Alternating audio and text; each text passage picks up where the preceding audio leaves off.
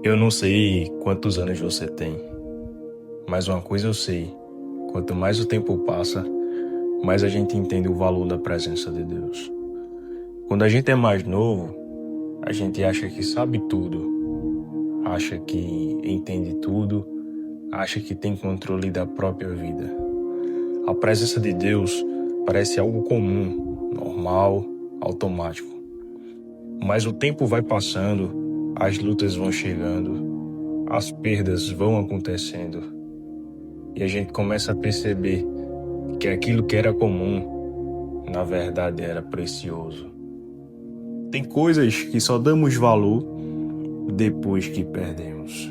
É por isso que a parábola do filho pródigo não fala só de um jovem rebelde.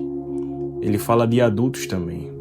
Fala de pessoas que um dia estiveram perto de Deus, sentiram a presença, viveram as experiências espirituais profundas, mas que em algum momento da caminhada foram se afastando pouco a pouco, em silêncio. E hoje eu quero começar te fazendo uma pergunta muito sincera. Será que em algum momento da sua vida você também saiu da casa do Pai? A Bíblia diz que Jesus contou que o homem tinha 2 filhos e o mais novo chegou diante do pai e pediu a parte da herança que lhe cabia. Na prática, aquilo era como dizer: Pai, para mim o Senhor já morreu. Eu só quero aquilo que é meu. Olha o peso dessa atitude. Não era só um pedido financeiro. Era um rompimento emocional. Era um desprezo pela presença do Pai. Era rejeição da autoridade dele. E quando eu olho para essa parte da parábola, eu vejo muitas pessoas fazendo a mesma coisa com Deus. Querem as bênçãos, mas não querem a presença. Querem as promessas, mas não querem compromisso. Querem aquilo que Deus pode dar, mas não querem permanecer perto dele. A Bíblia diz que, depois de receber tudo, aquele filho partiu para uma terra distante. E aqui começa o processo do afastamento. Porque ninguém se afasta de Deus de uma vez só. É sempre aos poucos. Primeiro vem a distância, depois a frieza, depois o silêncio e depois a distância espiritual. E quando percebe, já está longe. Naquela terra distante, ele começou a viver aquilo que para ele era liberdade. Novas amizades, novos ambientes, novas experiências. Uma vida sem regra, sem limites, sem a voz do Pai. E no começo, o afastamento de Deus parece liberdade mesmo. A pessoa diz: agora estou vivendo minha vida, agora faço o que quero, agora ninguém manda em mim. Mas existe uma verdade que nunca falha. Toda distância de Deus cobra um preço. Pode demorar, mas cobra. A Bíblia diz que chegou um tempo em que acabou o dinheiro, acabaram os recursos, acabaram as oportunidades e junto com o dinheiro acabaram também as amizades. Porque enquanto ele tinha, todos estavam perto, mas quando acabou, ele ficou sozinho. O mundo é especialista em se aproximar de quem tem e desaparecer de quem perdeu. Então, ele foi parar cuidando de porcos. Para a cultura da época, aquele era o nível mais baixo que alguém poderia chegar. Era humilhação máxima, era miséria, era vergonha. E o texto diz algo ainda mais forte. Ele tinha vontade de comer a comida dos porcos, mas nem isso davam para ele. Olha até onde o afastamento levou aquele jovem. O pecado sempre promete liberdade, mas sempre termina em escravidão. Sempre começa bonito, mas sempre termina pesado.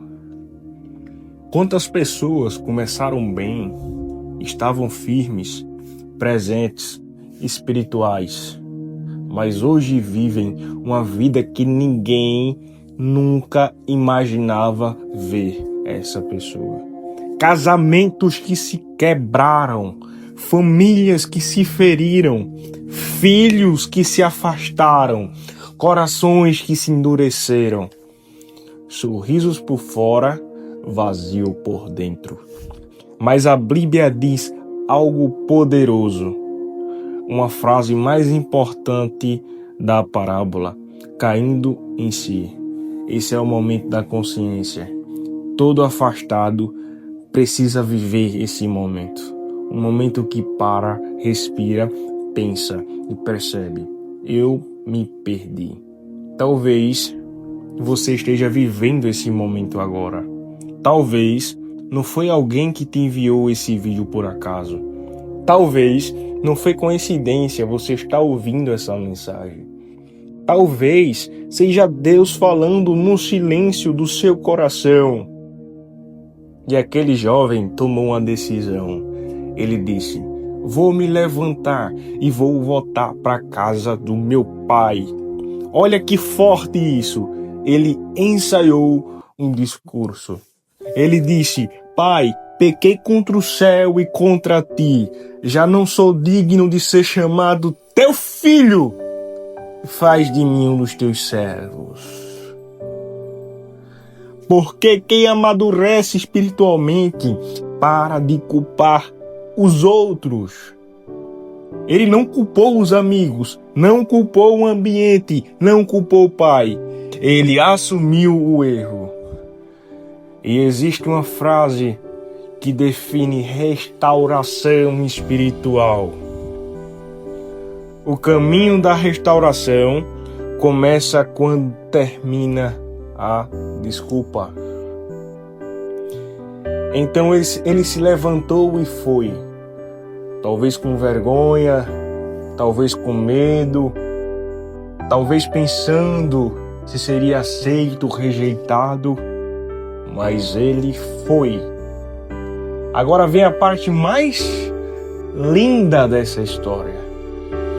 A Bíblia diz que, estando ele ainda longe, o pai ouviu. Isso significa que o pai nunca deixou de esperar. Ele não esqueceu, não substituiu, não apagou o filho da memória. Ele continuou olhando o caminho todos os dias. E quando viu o filho voltando, não ficou parado. A Bíblia diz que ele correu. Naquela cultura, homens mais velhos não corriam em público. Mas o amor falou mais alto que a tradição. Ele correu, ele abraçou, ele o beijou. Antes mesmo do filho terminar o discurso, o pai já tinha liberado o perdão. Isto mostra uma verdade poderosa. Deus não recebe de braços cruzados, recebe de braços abertos. E o pai mandou trazer a melhor roupa, colocou o anel no dedo, colocou sandália nos pés e fez uma festa. Cada detalhe tinha um significado profundo.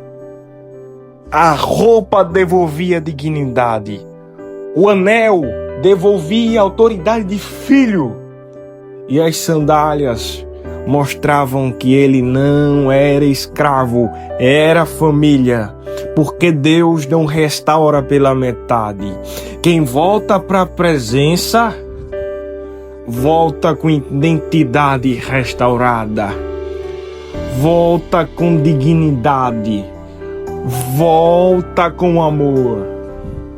E talvez você que está me ouvindo agora não esteja no mundo, mas está frio espiritualmente. Está presente fisicamente, mas distante no coração. Vem para a igreja, mas não sente mais a presença. Ora, mas parece que as palavras não passam do teto. Canta, mas sem lágrimas, sem quebrantamento, sem vida. O que é mais perigoso? Pior que sair da casa do Pai é permanecer dentro sem sentir que está em casa. É viver uma fé automática, mecânica, sem relacionamento. Hoje Deus não te trouxe aqui por acaso. Essa mensagem não é sobre condenação, é sobre volta. Não importa o quanto tempo passou. Não importa quantos erros aconteceram, não importa quão distante você chegou, o Pai está olhando o caminho. E talvez hoje seja o dia da sua volta. E eu quero terminar te dizendo algo que você nunca mais vai esquecer. O mundo pode até ter desistido de você. Pessoas podem até ter desacreditado de você. Até você pode ter desistido de você mesmo. Mas Deus ainda te chama de filho. Ainda dá tempo de voltar para casa. Recebe essa mensagem no seu coração. Digita um amém aqui nos comentários. E eu convido você também a se inscrever no nosso canal, que temos muito mais mensagem como essa. Recebe no teu coração essa mensagem. Amém.